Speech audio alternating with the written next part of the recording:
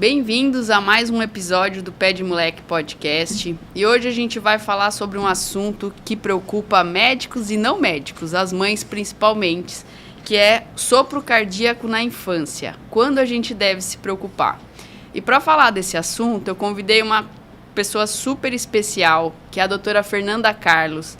Ela é médica formada pela Universidade Newton Lins. Depois ela fez pediatria na Universidade do Estado do Amazonas. Aí ela queria mais um pouquinho, aí ela foi para Curitiba fazer cardiologia pediátrica lá no Hospital Pequeno Príncipe. Ficou mais um ano fazendo ecocardiograma infantil e atualmente faz uma pós-graduação em ecofetal. Fernanda, muito obrigada por ter vindo. Obrigada a você, estou muito feliz de estar aqui, achei linda a sua iniciativa, né? E estou feliz aqui de poder compartilhar com vocês um pouquinho do meu conhecimento. Que legal, bora lá que eu tenho uma pergunta que, assim, toda vez que eu escuto um sopro durante a avaliação, e aí eu vou falar para a mãe, olha, escutei um sopro, precisa de uma avaliação do cardio. Tem umas que até choram na consulta, ficam desesperadas. É para se desesperar ou não? Não. Então vamos lá. Primeiro vamos dizer o que é o sopro, né?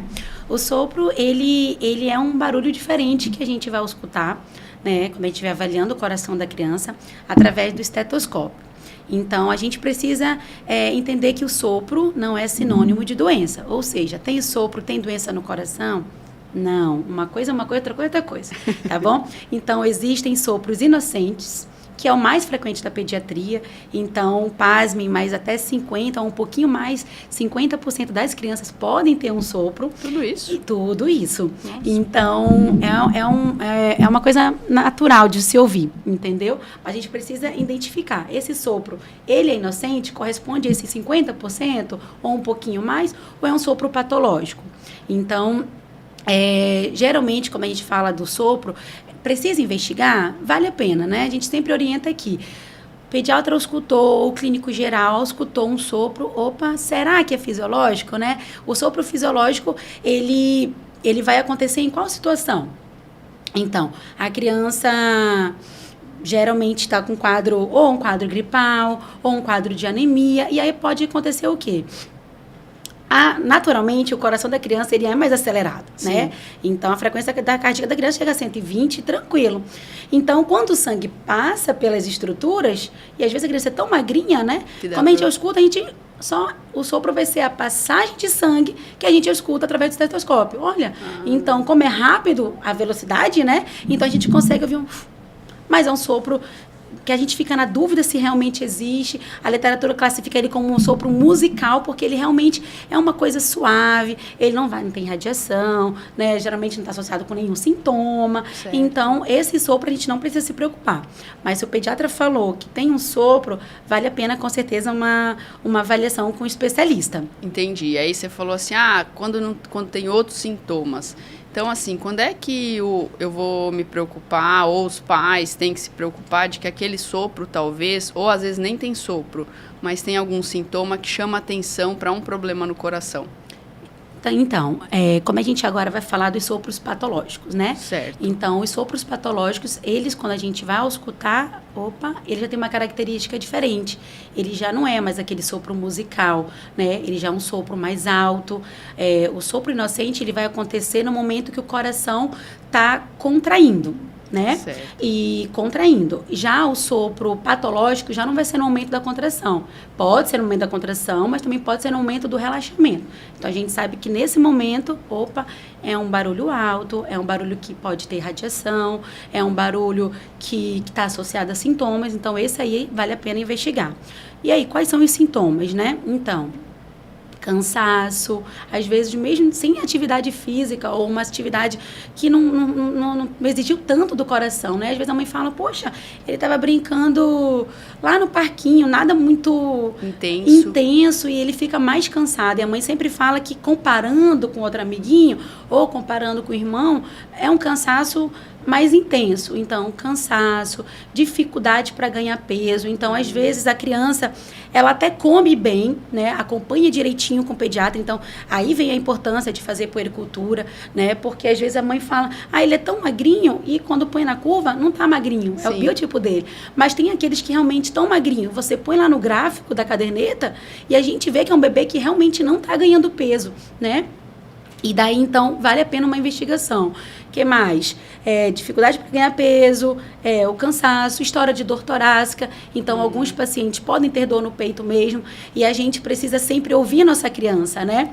Hoje eu atendo muito no consultório isso e fico muito feliz com as mães. Porque hoje elas ouvem, né? Eu acho que antes era meio que dor torácica. É porque é muito ansioso, né? É frescura, né? Quer aparecer, deve ser gases. E às vezes pode ter realmente um problema gastrointestinal aí. Ou pode ter um quadro de ansiedade. Mas às vezes, somado a um sopro, a gente, né? É uma criança que vale a pena a gente investigar. Então é isso. Entendi. Daí, assim, eu fico pensando... Porque eu não consigo diferenciar um sopro musical de um...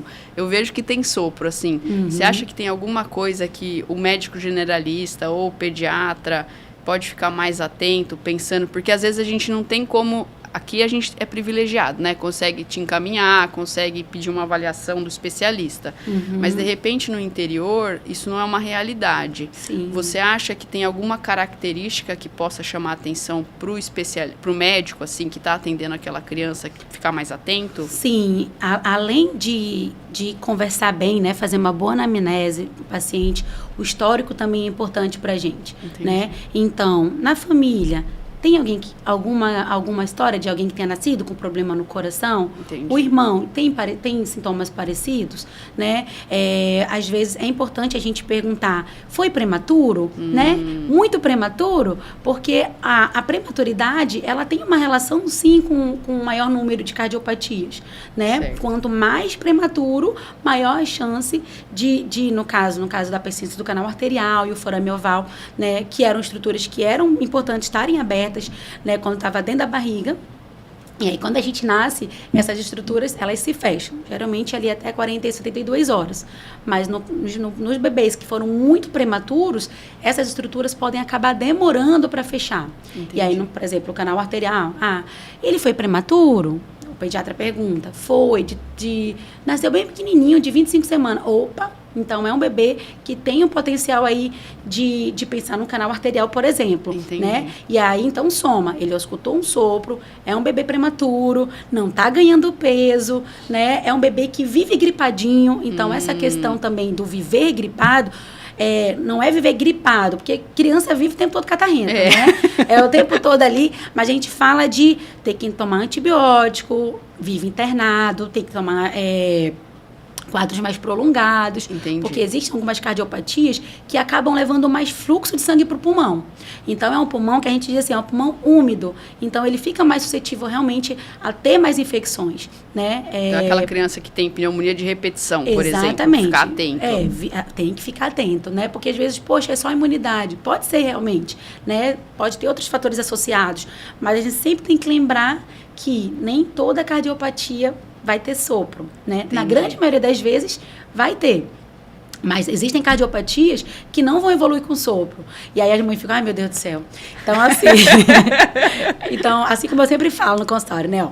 Sopro não é sinônimo de cardiopatia. E a ausência de sopro também não quer dizer que não tem. Entendi. Então, assim, é importante avaliar todo o conjunto, né? Todo o histórico familiar, a questão dos sintomas, né? E aí, tendo todas essas informações, a gente começa é verdade. Além desse sopro, que é um sopro alto, né? Porque às vezes é difícil a gente realmente avaliar sopro, né? E às vezes você fala, poxa, o pediatra não escutou, mas não é bem assim, né? E tem sopros, vamos falar, aqui a gente fala basicamente daqueles que a criança nasceu com sopro, né? Certo.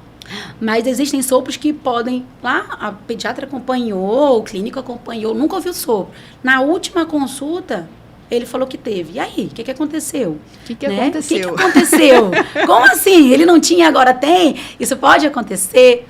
Pode também, né? Como a gente fala de cardiologia pediátrica, a gente pensa muito em cardiopatias congênitas, né? O nosso público maior, né, são de crianças que nasceram com problema no coração. Mas existem também cardiopatias que foram adquiridas, né? Então, era uma criança que não tinha sopro, aí vamos puxar aqui um pouquinho, né, para um sopro que foi secundário, alguma alteração. Então, febre reumática, né? A febre reumática, que infelizmente ainda é muito comum aqui no Brasil, né? Que é decorrente de uma bactéria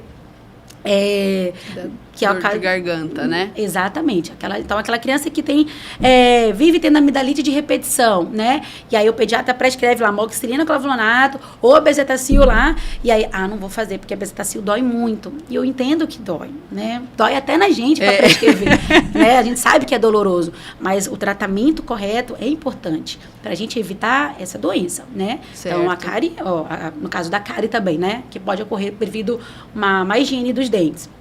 Se não cuidar, essa bactéria, ela pega a corrente sanguínea e vai lá para o coração. Então, esse pode ser um exemplo de, por exemplo, uma criança que não tinha sopro. E apareceu. E aí apareceu. E aí, mas eu acompanhei essa criança sempre. Ela não tinha esse sopro, tenho certeza. Eu acompanho e aí, de repente, começa a escutar um sopro. Então, pode ter realmente situações que o sopro pode aparecer depois. No decorrer. E como é que eu avalio, Fê? Eu tenho lá aquela criança, eu escutei um sopro, eu mando para você. Como é que o cardio avalia um sopro numa criança? Então, a gente vai avaliar através do exame físico, né? Então, a gente vai escutar direitinho, realmente esse sopro aqui, ele parece benigno? É um sopro musical e tudo. Ou não, às vezes ele já dá características de realmente que pode estar associado com alguma alteração na estrutura do coração, né? Entendi. Que é um sopro patológico. E aí, então, a gente faz exame físico, além do sopro, a gente palpa os pulsos, né? Para ver se estão amplos e tudinho direitinho.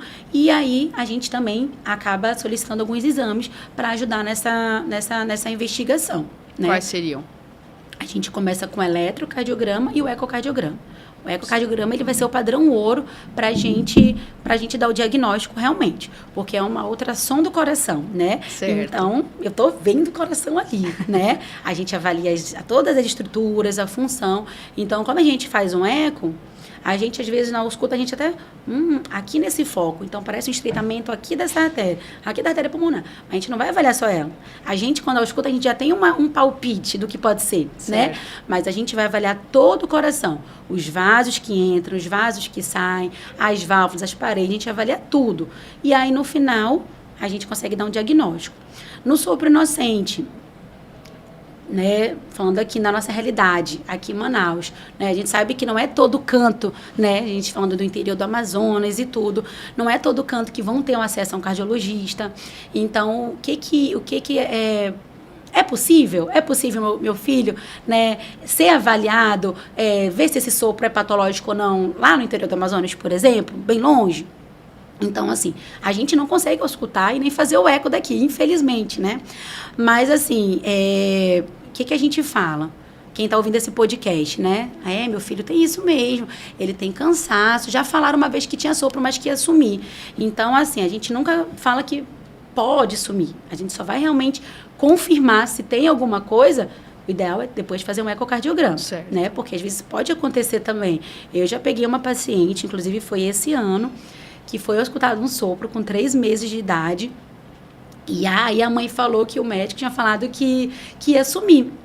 E aí que ela voltou, agora com 4, 5 aninhos ela foi. Nossa. Ela falou, ela fica tão cansada. Tadinha. E será que não é aquele sopro? E realmente era um sopro patológico. Ela teve que operar. Nossa. E tudo foi. Então, assim, nem sempre vai sumir. Não, o ideal realmente é que fizesse confirmar, né? Mas voltando para quem que não tem acesso ao cardiologista. Então, o eletrocardiograma, ele é um exame que ele é barato, né? Certo. A grande maioria das vezes, mesmo no interior, talvez não nos mais distantes, mas o interior mais distante, sempre tem um interior que acaba de referência, né? Exatamente. Então, no interior de referência, tem que ter, né? Tem, porque é uma coisa simples. Barata. E dá atenção primária. E dá atenção primária, exatamente. Então, às vezes, tem um eletro na mão, né? Fala assim, olha, eu vi o podcast lá da doutora Fernanda e ela disse que tem como fazer um eletro. De repente, se tiver, você pode solicitar, porque às vezes não é nem má vontade do colega, ele não tem essa experiência, né? E aí ele, olha, é verdade. né? Então, às vezes, acha que o eletro é só para ver ritmo, né? E não, o eletro, ele é um exame barato e ele é muito completo. Ele dá sinais ali indiretos de que pode ter alguma doença no coração. Então algum ele aumento de cavidade. Ele ajuda a diferenciar, Ajuda, exatamente. Que legal. Poxa, de repente... ouvi ali um sopro, mas o eletro é normal, então a gente, né, não... Você pode ter mais tranquilidade. Mais tranquilidade, se programar para, né, tentar vir para capital. Não é uma coisa assim que, poxa, tem um sopro, aí ele fez um eletro, fez um raio-x de tórax também, que pode ajudar, né, a questão de ver se tem aumento do coração ou não. Então a gente sabe que ele tem que encaminhar com certa agilidade para um especialista. Legal. Então é um bom caminho mesmo para quem não é daqui. E me conta uma coisa, a criança que tem um sopro no coração, pode fazer atividade física, pode brincar, a mãe tem que deixar ele quieto, só brincando no videogame, como é que é? Sim, pode. Então, a gente da cardiologia pediátrica, a gente quer dar uma vida normal para a criança, né? Por isso que a gente está aqui, né? A gente quer oferecer uma qualidade de vida o melhor possível, né? Então, tem crianças que fazem tudo mesmo, até às vezes, ainda com a cardiopatia, sem repercussão, mas é importante sempre estar acompanhando, né? A gente fala, a gente libera, mas o que a gente... Antes de começar, é importante falar com um especialista. Certo. Tá tudo bem mesmo, né? Posso ir? Pode. E aí, a gente libera, assim, alguns casos, claro, a gente sempre vai individualizar, né? Cada ser é único. Então, ela tem um buraquinho no ventrículo, né? Uma CIV. O meu também tem. Então, não, calma lá. Né? A gente sempre tem que dizer que, apesar de ser a mesma cardiopatia, por exemplo, já falando de um paciente que tem uma cardiopatia, um diagnóstico, cada caso é único. Então, às vezes, a gente tem um paciente, eu sempre falo isso também, a mesma idade, um peso parecido, o mesmo diagnóstico, e um foi liberado para tudo e tá tudo certo. E outro a gente fala, vai um pouquinho mais com calma, entendeu? A gente precisa primeiro, né, vamos por partes. Mas assim, no geral, não só pode, como deve, entendeu? Legal. E isso é uma coisa que a gente tenta colocar na cabecinha das mães, porque é difícil, né? Como a gente fala que tem um sopro, aí a mãe já quer botar numa bolha, né? Não, porque tem sopro, ai meu Deus, Então, assim, eu entendo a aflição, né? E olha que interessante, vou até compartilhar uma coisa com vocês, né? Por favor. Quando eu fiz o meu eco fetal, o colega acabou vendo que a minha filha, tinha um buraquinho ali no septo interventricular. Que nosso coração, então, lembrando aqui, ele tem 2 átrios, a parte de cima, e 2 ventrículos, a parte de baixo. Essas paredes, elas são fechadas, né? E aí, tudo bem, fui fazer o eco, e o colega viu um buraquinho no ventrículo. Foi, entre os ventrículos. E aí eu fiquei desesperada. Ele falou, Fê, calma. Eu sabia como médica, como cardiologista, que provavelmente quando nascesse ia ter um soprinho, né? E era pequeno, provavelmente ia fechar sozinho, mas eu como mãe, né? Não, porque vai ter o sopro, eu não vou conseguir lidar com essa situação, sabe? Então, assim, é bem dramático mesmo, sabe? Porque por mais que a gente converse, fala, olha, tem uns que podem fechar espontaneamente, né? Quando tem algum... Então, a gente fala, tem grande chance de fechar e a mãe ficava, né? E agora eu passei por isso. Eu falei, e foi importante para mim. Graças a Deus, da salinha fechou, tá tudo certo, não tem soprinho. Mas é uma coisa que assusta muito, né? Mas uma coisa importante também falar de crianças que têm sopro e aí fez a cirurgia, né? Tem umas que precisam realmente ser abordadas cirurgicamente e aí a mãe quer saber, e aí tem sopro ainda? Né? Ainda tem sopro? Já sarou? Já sarou. Então, em algumas cardiopatias, sara total, né? Corrige lá o defeito e é uma escuta que a gente fala, olha, que coisa mais linda, né? Não tem mais sopro e é muito legal pra gente também, né, acompanhar essa criança. E tem algumas cardiopatias que são operadas e ainda vão continuar com sopro. E tudo bem, sabe? Eu falo assim, o cirurgião, em determinadas cirurgias, né, ele vai fazer o melhor para corrigir aquele problema. Mas a gente tem que lembrar que é um coração que foi mexido, né? Certo. Então, por mais que ele tenha feito a correção, né, às vezes tem um estreitamento ali na válvula que sai do coração. Aí ele faz uma plástica. Então, olha, ficou ótimo. A gente diz que tem uma lesão residual discreta, então isso é o esperado, né? Ficou muito bom, mas a gente pode ouvir aquele sopro ainda. Então, a gente não avalia isso isoladamente. A gente até gosta de conversar, vai fazer a cirurgia, ainda vai ter um sopro, mas é um sopro diferente desse, né? Então, é importante avaliar não só a questão do sopro, mas como que está o coração, como é que está a função, como é que ficou esse coração depois, né? A questão de como que ficou a criança também, né? Ela ainda tem um sopro, mas tem sintoma? Não. Então tá maravilhoso. Tá tudo maravilhoso, esquece que vai ter esse soprinho aí, o importante é que ela tá bem, o eco mostra que tá tudo bem, entendeu?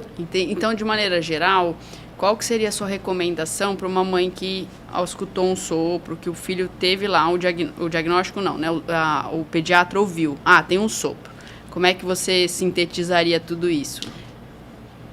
Suspeitou, realmente tem sopro, o ideal é mandar para um cardiologista pediátrico. Tá. A gente então faz essa avaliação novamente do exame físico, a gente coleta uma história, né, de todo o histórico dessa criança, porque isso é extremamente importante. Às vezes, o irmão tem uma cardiopatia. Opa! Então a gente sabe que aumenta em 2% a chance de o outro ter. Certo. Então a gente vai somando esses fatores, né? Questão de sintomas e tudo, e a gente acaba solicitando então um ecocardiograma. Legal. Né? Em alguns casos o eletro, mas se for possível, então, exame físico com ecocardiograma, que a gente consegue avaliar direitinho esse coração. E não se desesperar. Se desesperar. Porque tem coisas para fazer. Tem coisas para fazer. Se for fisiológico, ótimo. Beijo, alta, vá viver sua vida feliz, né? E se alguém, tem sopro. Ela tem mesmo. Mas a doutora disse que tá tudo bem e vida normal. Tende a sumir lá para adolescência, mas alguns não somem e tá tudo bem, a gente já viu que tá tudo certo, né? Legal. E aí é isso. E onde é que as pessoas podem te achar? Então, atendo na clínica Pede Moleque, né? Que é uma clínica que eu tenho uma admiração, estou muito feliz de estar fazendo parte dessa equipe. A gente também. Faço também atendimentos a domicílio, então, pensando na comodidade, né? O conforto e manter a qualidade, né? De fazer um exame sério no conforto da casa da pessoa. Então, comprei um aparelho portátil. Então, se precisar fazer um ecocardiograma ou uma avaliação realmente com um cardiologista, a gente sabe que às vezes é criança pequenininha, né? Então, não expor... fila de espera, né? Que mais? Não tirar de casa. Não tirar de casa. Então, entrar em contato com outras crianças, ir para um hospital. Então, pode, né? Mandar mensagem que eu vou, vai ser um prazer receber. Atendo também no Hospital Adventista e na Clínica Cardio Baby, né? Todas aqui em Manaus. E qual que é o seu Instagram? Meu Instagram, vai botar aqui, né? Vai botar aqui embaixo na descrição. Então, é doutorafernandacarlos.cardioped. Legal. Fê, muito obrigada. Obrigada a você, foi ótimo, adorei. Eu adorei também. Espero que tenha ajudado aí. Vai com certeza, e espero que você volte mais vezes. Obrigada, Fê. Obrigada. E para você que ficou até o final, curta o nosso conteúdo, se inscreva no canal, compartilhe para que esse conteúdo chegue a mais pessoas. E não se esqueça que toda segunda-feira, às 8 da manhã, a gente está por aqui.